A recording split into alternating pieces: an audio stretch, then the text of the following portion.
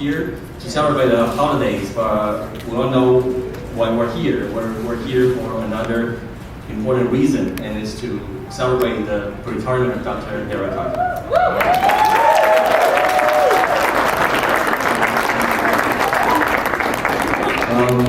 I hope this is not too big a surprise for you, right? Too late. Yeah. So I know Dr. Arakaki for a long time, more than 15 years, and I never say anything bad about him. But I wouldn't let him retire without giving me a little bit of roast. So sorry. Okay, I'm gonna apologize. I want to tell you something that I haven't said, before. So I started here 15 years ago, and when I first started here, a lot of things came to my mind. And you know how sometimes you go to a place and it kind of reminds you a movie. You're in a movie, and that's how I feel when I first started here. I kind of feel like I was in a movie, Star Trek.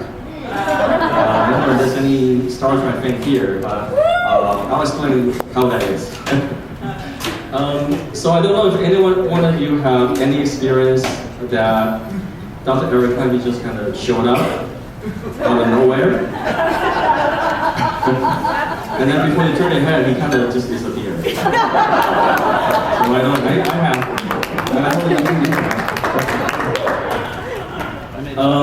So I actually thought that there's this beaming system in the hospital that you can beam from place to places. So that's how he can get from place to places. So the truth is that he, how if you walk with him, you know how fast he walks. He walks like a wind. If you can't step with him, if you get to the top of the stairs, you're like ready to call a cold airway, and then he's like there. Without a sweat, so he walks really fast. That's how we get the places. What other things can I tell you about Dr. Arakaki? So you know how he never really, I never seen him being upset. I don't know if you have, but 15 years I've been here, I've never seen him being upset. I don't see him smile a lot.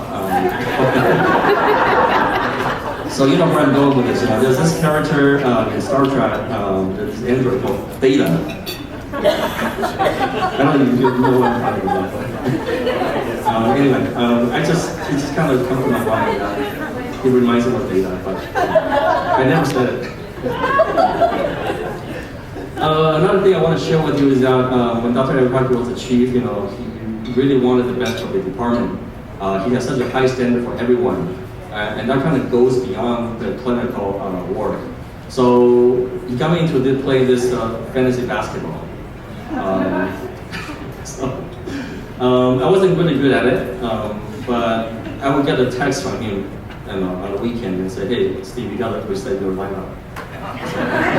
And then, because I was losing it, he would actually care about me so much that he would actually, see that what didn't reset my lineup. So dedication goes beyond the clinical work. Let's see what else can I tell you about Dr. Arakaki. So there's one other thing I want to share with you. I don't think he has a good memory. And I'll tell you why. And Dr. Chen is here, so he can actually know what I'm talking about. So before I joined here, I was a medical resident in Loma Linda. And do you remember that? Okay.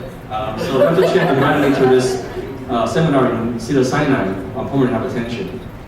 So we're in the car ride, 1 hour to Cedars-Sinai, and I was sitting in the back. And then I might have sat next to him in the seminar, and then we drove back to Upland. And then I interviewed. Then after my graduate interview, and then the first time I met Dr. Arakaki, I said, "Nice to see you. We met before." And he's like, "Have we?" And then after 1 hour, he finally came to me and said, "Yeah, I do remember you." So you're the kid sitting in the back. So I didn't make a good impression then, but I guess I did make an okay impression when I interviewed with him.